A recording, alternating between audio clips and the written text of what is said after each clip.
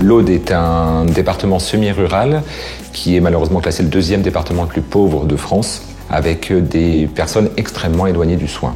Donc on a pensé notre organisation à nous pour essayer de répondre à différentes problématiques qui vont de la grande précarité, mais aussi à l'isolement et aux soins, avec des dispositifs, avec des médecins, des infirmiers, voilà, pour pouvoir répondre à l'ensemble des problématiques.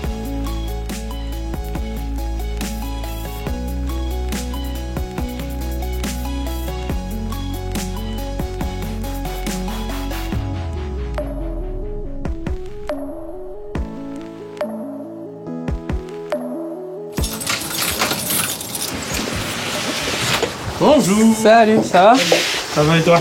Bien. L'inconditionnalité d'accueil fait partie de nos valeurs fortes au groupe SOS. Et donc toute personne qui souhaite passer le pas de la porte peut le faire.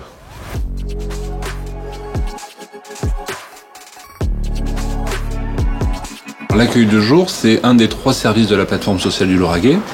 Et il vise en priorité les personnes en situation de précarité ou en situation d'errance, avec pour objectif de leur apporter une réponse aux besoins de première nécessité, manger, se laver, laver son linge, se reposer et discuter.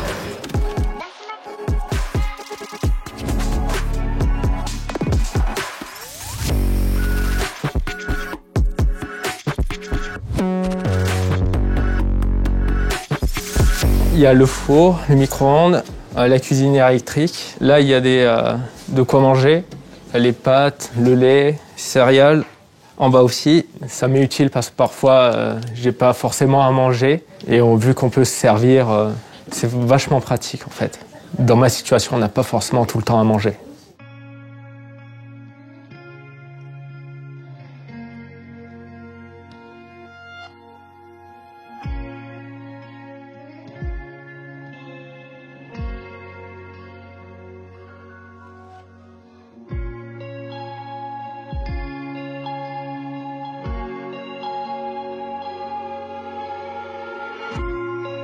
J'ai des gens ici aussi, gentils avec moi. On a formé une famille gentille et tout ça.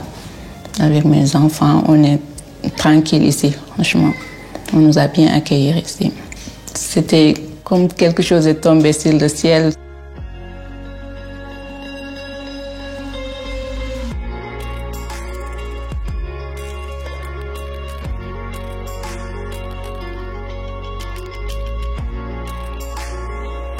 Aujourd'hui, je paye mon loyer. Je sais que cet appartement locatif-là, ça va être la sortie prochainement dans quelques mois. Dans quelques mois, je dis pas tout de suite. Hein. Mais pour les prochaines, je pense que je vais réintégrer ma maison. Parce que moi, j'envisage de reprendre une maison, acheter une maison par la suite, dans quelques mois.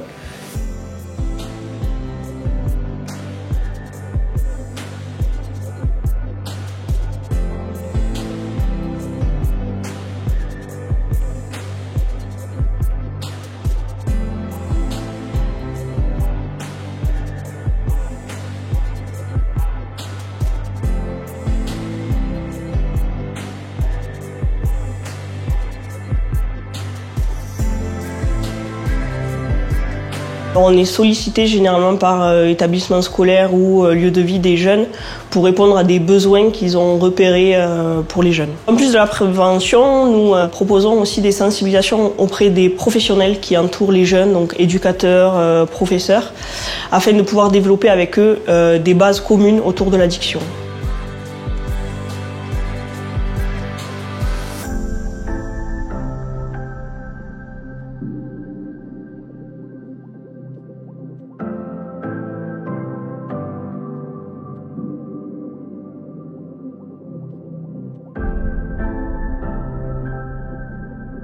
Je me souviens à un moment donné m'être dit que ça pouvait pas se finir comme ça, quoi, parce que je sentais vraiment que des mauvaises choses allaient m'arriver, quoi, soit la mort, soit la prison, soit la maladie. Et c'est vrai, je me souviens encore m'être dit non, ça peut pas se finir comme ça. Ce qui était dur, le plus dur, c'était de prendre la décision, quoi.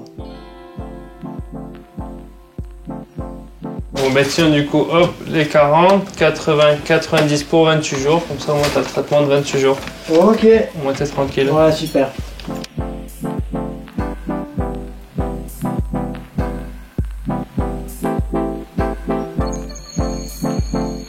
Donc voilà, ça fait 1 an que je suis dans cet appartement, je me sens plutôt bien. Après mon soin en communauté thérapeutique, il fallait encore un accompagnement derrière. J'étais pas prêt à reprendre une vie entre guillemets normale, quoi. Il fallait vraiment qu'il y ait un suivi.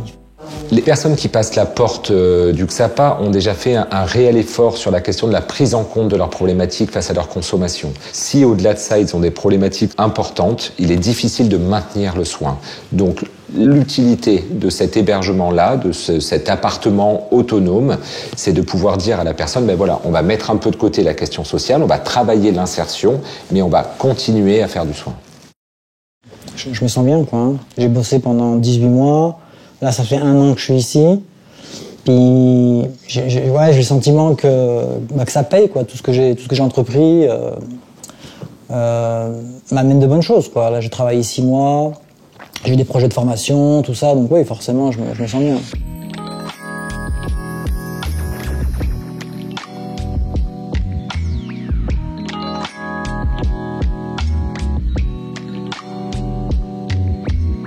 Les résidents ici au sein des lits Halte Soins Santé sont des personnes qui souffrent de pathologies somatiques aiguës, souvent qui sortent d'hospitalisation. La spécificité que nous avons, c'est que nous avons aussi une prise en charge H24 et 365 jours par an.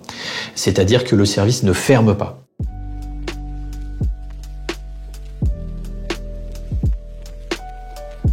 Je suis tombée, je me suis fait une fracture à l'épaule.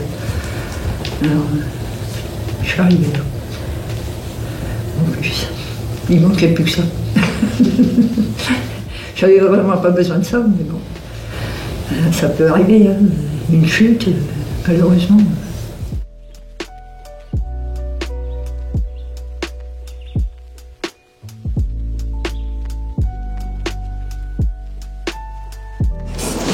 Ça va serrer. C'est pas grave.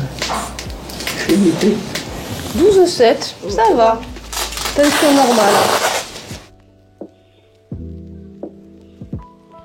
La radio était pas mauvaise, mais c'est vrai qu'on avait pu voir qu'il y avait le muscle qui était un petit peu descendu, qui s'était étiré en fait. Qu'est-ce que ça vous apporte à vous, quoi? À moi, que du bien. Que du bien. Et moi, ça me remet en... À un moment, j'étais complètement... Maintenant, je me sens mieux, je me sens plus... mieux dans ma peau, mieux dans mon... Eh bien, écoute, tant mieux, ça c'est important parce que ça fait partie du soin. Bah oui.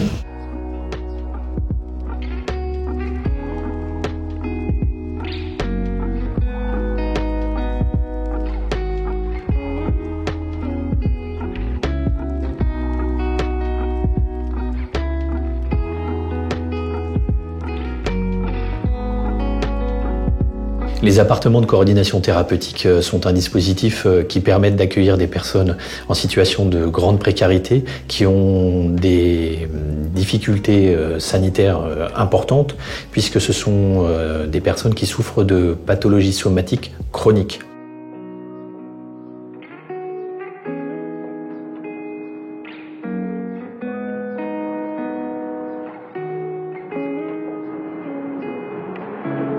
Alors, sur le plan médical, comment est-ce qu'on le formalise?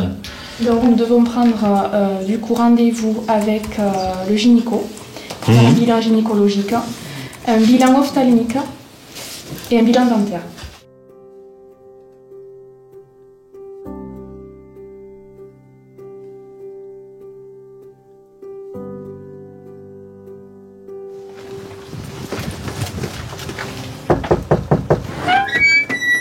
Bonjour Annie. Bonjour. Comment ça va? Ça va, merci. Ça va? Le dernier examen, il s'est déroulé quand déjà, rappelez-moi?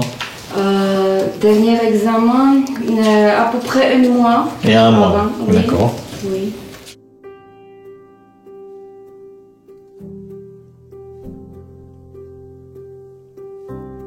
Mon mari prend 3 fois par semaine, il prit la dialyse, il prit beaucoup de traitements et nous attendons pour le greffe. Je suis beaucoup contente. Pour moi maintenant très tranquille parce que les équipes là c'était très gentil, tout le personnel. Si besoin de quelque chose, J'habite juste à côté.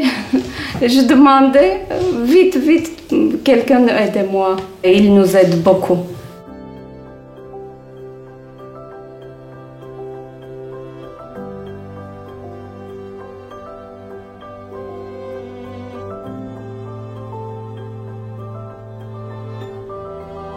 Depuis 5 ans, on a extrêmement développé l'offre sur le territoire en ouvrant des dispositifs, en répondant à des besoins qui n'étaient pas encore pourvus sur le territoire, mais il reste encore des choses à faire.